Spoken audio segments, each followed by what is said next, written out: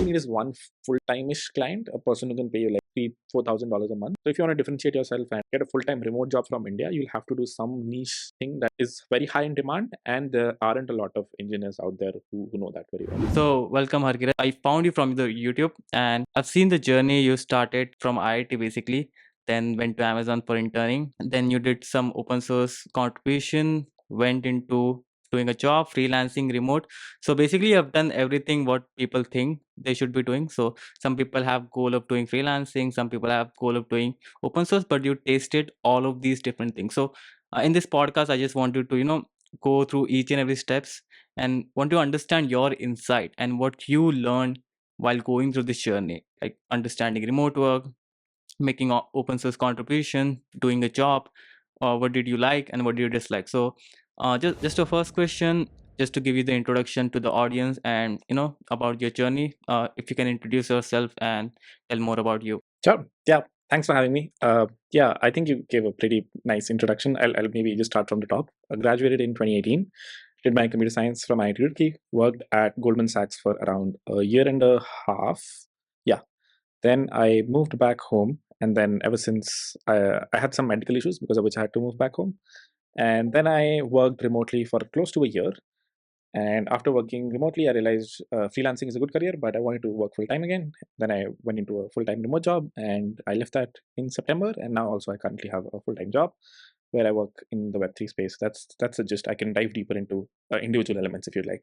Okay, so just to understand that you graduated from the IIT Roorkee and then you interned at Amazon. So what that process looked like? How did you get an internship and what were you working on that time initially?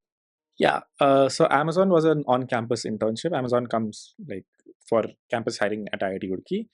I think it was day zero or day one of the days that they came. Very simple interviews, two DSA rounds and one round on like some core computer science, PBMS, and operating systems. It was in 2016, and I had Google Summer of Code on the side as well. So I was basically interning in two places. So it was sort of intense for the same reason. I was at Amazon Gurgaon, so right close to my house here, and it was a standard big tech internship, I'd say. So very small project that I'd been given, and I worked in the last mile technology team, the team that works sort of runs the tech for the last mile people, the people who hit your houses and like get your signatures. So it was a very chill internship, I'd say. I used to go to the office 9 to 5 ish, work at my GSOC project 5 onwards. By the end of it, I did not get an internship, so I'm sure it was not my most performant hours when I was at college. But it overall, sorry, not when I was at college, when I was in the office. But overall, it was a good experience, I'd say. I got a gist of how things happen in big tech. To get into these internships, basically a lot of the chaos is there, like you need to prepare for computer coding, DSA algorithm. So what it looked like back then when you were like preparing for this, and how did you went there? Yeah, it is common to like prepare uh, two standard lead code questions before your internship interviews and even during your placement interviews. So that's the normal route people take. I took that as well. I would go to websites like Geeks for Geeks, go over all the standard interview questions for the company that I was interviewing for, and then they have these specific computer science sections on OS, TBMS. We also had campus courses. The questions are usually very standard. So so once you know you're interviewing for a specific company, you sort of do the questions that they generally ask. A lot of times, you can ask your friend who already, let's say, sat for the interview in IIT Kanpur or IIT Bombay, because these companies hit all the campuses in like certain at a certain time. So very standard practices, nothing out of the blue. I think it's the same right now as well. From what I know, DSA is of paramount importance when it comes to at least internship interviews at IITs. About this open source part, right? You get started now. These days I'm quite active on Twitter, and open source is something that everyone wants to get in, but no one really knows what is the first step looks like. So just to give you from the basic idea to going step by step, what is the open source in general, if like the people who don't know about anything about open source, so why do we even get into open source in the first place, and if you are really interested, why you should get it, and what is the steps looks like, if you can just give the rough idea. Sure. So I started doing open source back in college.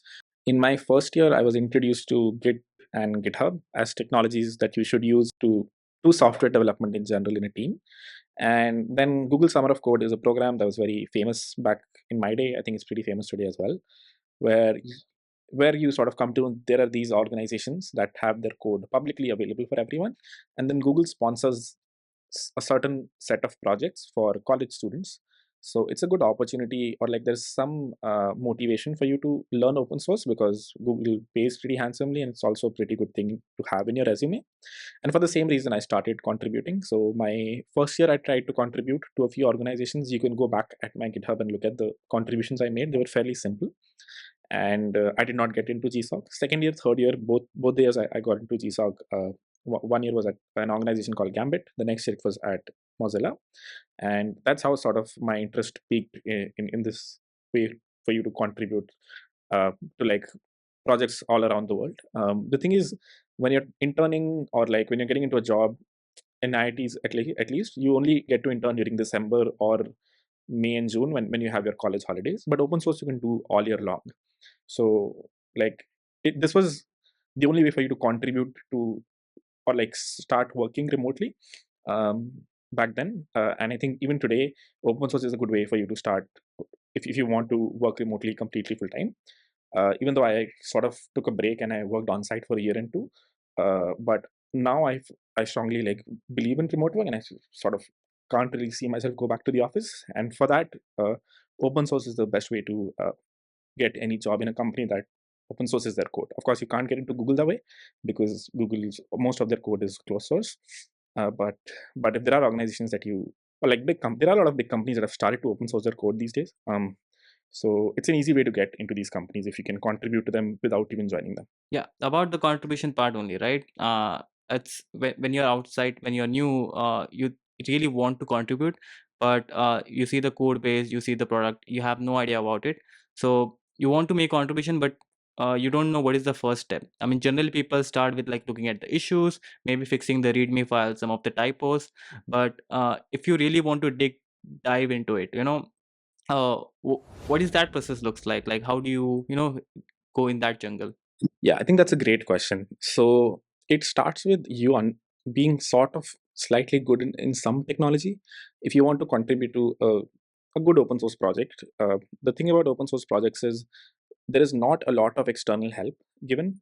So you have to hit the ground running, which means if you haven't if you're not comfortable with, let's say, C++, and the project that you're contributing to is written in C++, most probably you will lurk around for a bit, look at small issues, as you said, fix typos, but eventually your interest will fizzle out, because most probably there won't be a lot of people who are helping you out. So the first step here is to get good at some technology, and I don't mean you have to become an expert, but you should understand the basics of, let's say, if you're contributing to a website, then the basics of whatever framework that website is written in, so that you can be helpful. Because unfortunately, like, all the devs are very busy. These are their full-time jobs. The people who are maintaining those projects, even though they try to be as helpful as possible, in the end it's expected that you contribute on your own. So there's a lot of self-learning that happens. So the best thing you can do there is get good at some technology, and then start finding projects in that niche, and then go from there. So let's for an example, right? I'm into data engineering, so most of the time I use Apache related projects, open source, like Apache Airflow, if you know, it's the workflow orchestration tool. Now I'm a new, I want to get into it. I know Python, it is built on Python. I go there, I maybe fix some of the typos for the starters. I look into some issues and I try to fix it, or maybe add new features. Is this something that includes in open source, or correct me if I'm wrong? I'm just trying to understand this entire picture. So what are the different like issues or the things you do in open source, if you can? So as you mentioned, Apache is like they open source most of their code, right? Kafka is open source. So um, most probably what you're contributing to is at a lower level than the application level. So you have to understand the code of Kafka and contribute directly to it. And what that means basically is going to their GitHub page, and as you said, there will most probably be an issues section, and try to filter out the issues that you understand. And not just understand, the other big thing that's really problematic is setting up these projects locally. Most probably if you're running Kafka locally, you've just installed their binary from their releases page, but now you have to build it from source. Because so what that means is you have to go into their readme understand how you can set up that project locally on your machine, such that if you make changes to the code, those code changes reflect in the Kafka instance that's running on your machine. So that's very hard usually for some projects, and that's sort of one of the blockers you need to get over if you want to start contributing.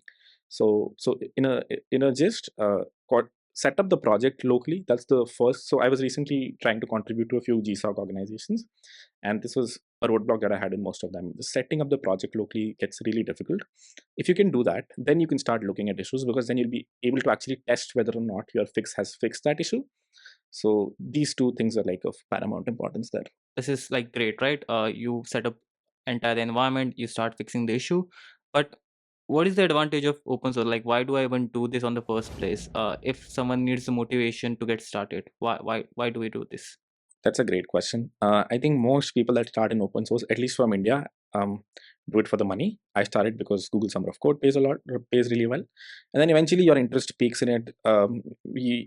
It's very easy to like use open source projects like React and make websites. But if you're really into computer science, you'd maybe want to understand how React works under the hood. Then contributing to a project is a good way to understand how things are happening, and also it's a good way to create your portfolio slash repo in the industry. If you're one of the top maintainers of React, let's say, it will be very easy for you to get hired at Meta or Facebook. If you're very good at I don't know, Golang, and if you're contributing to the source code of Golang, you'll get into Google pretty easily. These are very ambitious projects I'm talking about, but there's always a path to get a job if you're open sourcing all your work. So if you need motivation, it can be one, money is also a great motivation. To like recognition, you writing the code that's being run in a lot of machines all around the world. I think that's also a pretty decent motivation, at least for me. So you were doing the open source, and then I've seen your profile. You went for the analyst at Goldman Sachs, and then you went into freelancing. So it's like going from ST, then analyst, and then Web3. It's like a different journey in each of these things. So if you can understand, why did you take this decision to do a job and then freelancing, and then we'll deep dive into freelancing world. Yeah, that's a good question. So campus placements are like highly glorified at IITs, which is why that was one of the reasons I took one. It was a day zero company that came. I interviewed, I got in, and then I just chilled through my last semester. Only after working there for a year and a half, I realized that one, I don't want to work in a bank, and two, maybe I don't even want to work on site. So I did not really know I want to freelance, or this is and this industry also wasn't as prevalent back in the day. It's become more prominent now after COVID. So it was much harder to find a remote job, at least 2 years ago. So those were the reasons I joined Goldman, and spending a year and a half there, I realized I definitely don't want to work in a bank. Especially, I mean, I was an analyst, but I was a tech analyst, which means I was coding on a day-to-day basis. But the products that I was building were very finance specific.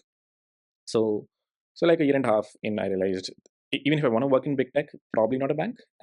And as I mentioned, I had some medical issues, so I had to move back home. And then COVID came, and no one was really hiring. So freelancing was really the only option, and COVID just accelerated it. So I never really went back. When you decided, like, how did you start with this? Because when I wanted to start the freelancing, my motivation was, I wanted something work from home because I had to travel 2 hours daily to reach my job location. So that's why I started finding Upwork, different freelancing websites, started applying, and the salary was good, so wanted to switch that way. So what was your journey? Like, what was the thought pattern of freelancing, and how do you get started on this? Yeah, I think the thought process was I totally relate to this. I hated going to the office. Especially in Bangalore, like spending an hour on the road to travel 5 kilometers on a broken road with like a broken back that I had. It's the most awful feeling in the world. So that's one big reason. Money, I just wanted to reach the salary that I used to make at Goldman. So as long as I'd make the same amount, I'd be pretty happy. Also, I was not, since I was home, I didn't have to pay rent. So even if it was less than that, I wouldn't really care as long as I got a job. Those were the big motivations. And also, as I said, no one was hiring right when COVID had started, so there wasn't really any other option. And so freelancing felt like the only big way to sort of break out of going to the office. So I started on Upwork as well. I worked there for like around 4 to 5 months. I got decent projects. It's like a very competitive field, but if you're good, you can eventually sort of go up the ladder. And I in 6 months became like a top rated plus developer there. So I was getting decent projects on Upwork. But then I got this other, like I kept interviewing multiple places. Well, I realized Twitter and LinkedIn are good places to reach out to people. So with my Upwork profile, I would reach out to companies in the US and tell them I work the US time zone. One of them, liked my profile, ended up hiring me, and so I started freelancing there. Used to work there and used to pick up clients in the middle. But overall, that's how the journey started. Upwork was the biggest platform, I'd say, that sort of gave me the push to finally resign, based on the money that I was starting to make there. And I realized, okay, I can at least match what I'm making at Goldman, so it's a safe point for me to resign. So about the Upwork, right? When I started, so for the first 2 months, it was very difficult for me to get my first client. It was like early morning, I applied for one job and I got a reply, and that's how I started my journey, because it was a very small project, $100 project, but this is how I broke into the freelancing world. So in your case, what was the skill you had? Like you were working as a developer and then analyst. So how did you decide like this is something I wanted to do, freelancing in this case? And then how did you get your first client, because this is the hardest to get. A lot of people, like I've like read the stats, like 90% of the people around the Upwork have like zero earning rate, and this is very competitive, because if you go to the Upwork, you see the actual freelancers who have like zero earning. So getting into freelancing world is really competitive, because any job is posted, you see like 50 to 100 proposals are already there. So how do you break this bridge and beat the competition? Like what was your approach?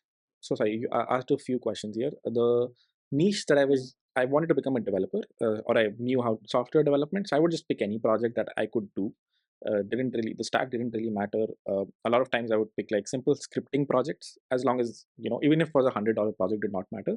I just Because one thing I realized was like it's very hard to get hired on an empty Upwork profile. But if you have three or four projects, there's a stark difference in the number of people that would at least look at your profile. So I wanted to get those first three, four projects out, and for that I would do anything as long as it was development related. I wouldn't do like filmmaking or anything like that.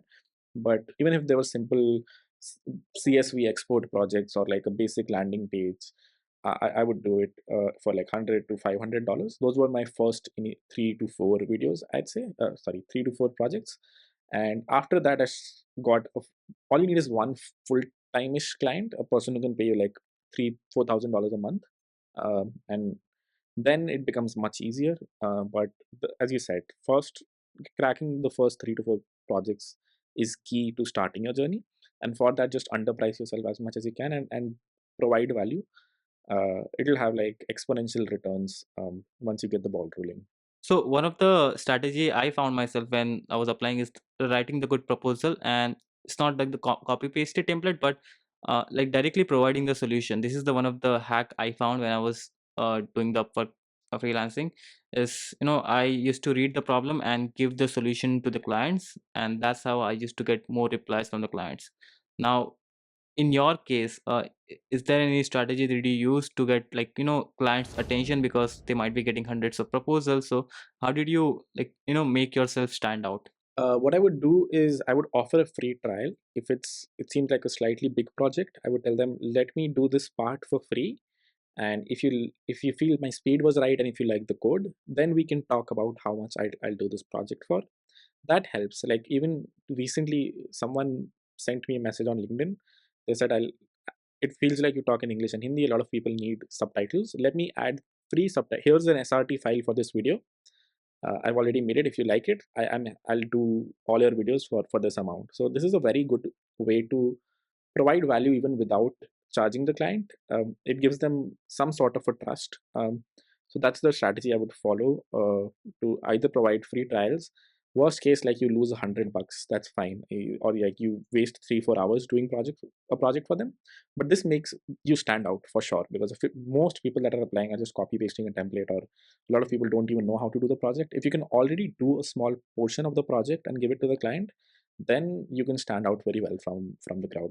Yeah, I mean that's a good approach. So similar approach that I used to take. So it's like providing the value initially, and then when you capture the client's attention, you can go on a call and get a project. So after freelancing, you earned around like 50K. I've seen your video, like, and then you got a 4 crore package. I mean, it's like the journey one by one, and when you earn from the dollars and you convert it and then you break it down, you made a video, and it actually that's how I found you online. Like, your video went viral, and it's like, this is a good journey, and I thought like a lot of people should know about this. So getting the remote job, I also get a lot of questions. I was working at Wayfair, if you know about this company. So remotely I was working at there on a contract basis, and just like that I have like few remote clients. So what is that process looks like of reaching out to clients? You said you used to send your profile to various clients and try to cold email them maybe, and get the interview. So how do you find these clients, or how do you find these jobs online? Like, what is the process that you followed?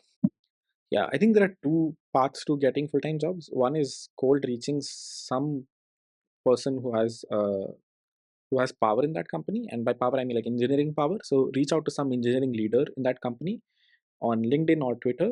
And so my first sort of full-time remote job that I got was through Twitter. I messaged the person, and I made a video on this as well. But what basically happened was they were looking for someone who can do something in a specific library, which I did back in college. So I reached out directly to that person, told them I've done this, sent them my GitHub, and had a very casual conversation on Twitter and got hired by the end of it. That was my first full-time remote offer for like 100K. And the second one, which was more elaborate, the 4 crore package that you're talking about, that actually went through the standard process of applying on their careers page. So I went to the website, went to the career section, applied, put in my resume, and got an inbound from them. But this is slightly hard. You have to differentiate yourself very well if you want to get an interview from India through the careers page of a company, because these are US based companies and they're getting resumes left, right, and center. And they won't interview you most probably unless you're really good at something. So in this case, I was really good at a protocol, and they were aggressively trying to hire people in that protocol. So I got like an inbound very almost immediately, and also they were very aggressive in the hiring and the negotiations because they really wanted people in this technology. So when you, and I think you probably know this as well, you're a data engineer. I've seen a lot of people get hired remotely in data engineering because not a lot of people know how to do this. Most people do standard front end or like HTML, CSS, React. But if you want to differentiate yourself and get a full-time remote job from India, you'll have to do some niche thing that is very high in demand, and there aren't a lot of engineers out there who know that very well. Now, I mean, we have talked about a lot of different things. So I have few questions, like last two to three. One I missed on the open source. So let's say you're working in a full-time job or a student. So how do you find time for this open source project? Like, when do you work on this? Like, you say like, oh, I'm gonna work 2 to 3 hours a day, or do you have like dedicated schedule to just dedicate to open source? Because you don't know the no reward of that contribution will be immediately. It will be maybe after a year, after a few months. You don't know. So how do you get the motivation and find the time for this? Yeah, that's a great question. Finding the time, I think contributions happens in phases. You'll pick up an issue, and then once you've picked it up, there's a lot of pressure on you to finish it because like other people aren't working on it just because you've been assigned. So you have to make sure you finish it. The good thing is you're doing it for free. It's open source, so there's no real pressure on you to contribute every week or every day. But once you've picked an issue, make sure you have enough time to finish it off so that you're not blocking other people on it. So I would pick very wisely. I would, if I knew I only had 3 hours free this week, I'd pick a small issue. And so that's on the time bit. Sorry, what was the second question? I mean, the motivation to continue. As the rewards, I mean, I guess we talked about, so that should be it, right? Yeah. Yeah. Also, like a lot of things in life, especially like if you look at businesses, the rewards come extremely late in life. You need to have some conviction around what you're doing, and like this field being an ever growing field for the next few years, so you will need some conviction. If you're looking for very immediate, I don't know, job offers or a way to make a quick buck, then yeah, it'll be slightly hard in open source. There no Some really good open source maintainers don't make any money until they get sponsored by a company like Meta or Google. So you really need a lot of conviction in what you're building, and this field of open source. Else you lose motivation very easily. So yeah, thanks for answering that. I had this question, I forgot it, and I remembered it. That's why I asked you in between. So about this final thing, right? On general tech communities, like we have the FAANG people, wants to get into FAANG, like desperately want to get into this. Then you have some people who want to get into freelance, and then the remote job. It's kind of like the similar space and the open source. So your thoughts on each of these career, like what it looks like, and if you want to get into it, what you should expect in this field, and why you should get into it, something like that. So what are your general thoughts and experience on individual? Yeah, I think the good thing about FANG and big tech is they're easier to get into, and they're easier to. I mean, I don't know if that's true today because of the market, but it's much easier to retain a job there. It's a much more chill lifestyle, and if you like working from the office, and there are a lot of perks that come with these companies, like massage rooms and free food, things like these, insurance. So if you're into these things, um, there's nothing wrong with getting a job at Google. You can chill for a really long time, and if you have other hobbies, pursue them. Just work your 9 to 5 and work on your hobby. So if you want to do that, if you're not really into software development, but this is what pays the bills, then I think FANG is a much better option than working remotely or trying to contribute to open source, because there's a lot of uncertainty that comes in while working in a remote job, much more than a big tech company. And there's also, you are responsible for a lot of things. I'm not saying people in FANG aren't, but you can find a team where you can sort of stay under the radar and chill, and work as only as much as you're asked to, and then spend time on other hobbies. Nothing wrong with it. But if you actually like software development, then don't restrict yourself to one of these offices in Bangalore. I would say there are a lot of, if you actually like software development, you'll find a project that does not necessarily belong to India, but you can provide immense value to it. So I would say then choose working remotely. Other than the other benefits of sort of staying back home, working in your pajamas, and living with your family, I think the biggest thing, and the other big thing, is you get to learn a lot, because you're sort of, if someone is paying you, working and letting you work from home from India in a different time zone, you are really providing value to them. You're really running the show, or like there's a lot of dependency on you. So you'll learn a lot. You'll understand how things are happening end to end, versus like while I was at Goldman, I would understand a really small part of the system I was building, and if anything went down there, I'd fix it, but I wouldn't understand the whole thing. But if you're working remotely, most probably there's a lot of dependency on you. The good thing there is you learn a lot. The bad thing there is if something goes down in the middle of the night, they'll wake you up. So there are pros and cons. I don't think any field is bad. Depends on the kind of person you are, I think. Okay, that makes sense. So yeah, we talked on a lot of things. So final thing is about your YouTube. So you started with some vlogs, then you started creating Web3 content, and now it's like very clean, high growth related content, right? Like you're providing high value and just sharing your experience. So just wanted to understand why someone should follow you if they're watching this video, and what what's your vision and what you're trying to build. Yeah, the reason I started the YouTube channel was I really liked filmmaking. In both in school and in college, I was part of like the filmmaking groups, and there was one part sort of I wanted to keep alive. So that's how I started. And then I realized I'm sort of losing my touch with filmmaking, and I'm getting good at this thing called coding. So why not share that uh, on my YouTube channel, because I think that's where I can provide most value to people. So that's how the channel sort of pivoted. I still do vlogs or like filmmaking stuff once in a while, but the core of my content, the 2 to 3 videos I release every week, are most probably around tech, open source, working remotely, because sort of that's what I do currently. Uh, this could change as time goes by. Maybe it'll become more Web3 centric. I don't know. YouTube is a very experimental thing for me at the moment. So why should someone follow me? I think if you want to work remotely, I think I'll be a decent person to follow. If you like coding, or if you generally like watching filmmaking, cinematic stuff, I think my just check it out. If you like it, subscribe. If not, all good. That's fine. I really liked your content, especially the editing part. I mean, I got really inspired. I want to edit like this. Even I started copying some of your editing style. I generally take inspiration because I'm not good editor. I'm mostly working on the data engineering side. But I tried hiring video editors, and they don't understand the technological side, so they don't know what to put inside the video. So that's really difficult to make them understand. So yeah, keep doing this great work. And yeah, thank you for coming here and sharing your experience with the audience. Yeah. Cool, man. Yeah, it was great being here. Thank you for having me, and great channel. I've always wanted to get into data engineering, so you got a subscriber today. I'll go through your videos and hopefully learn. All right, thank you.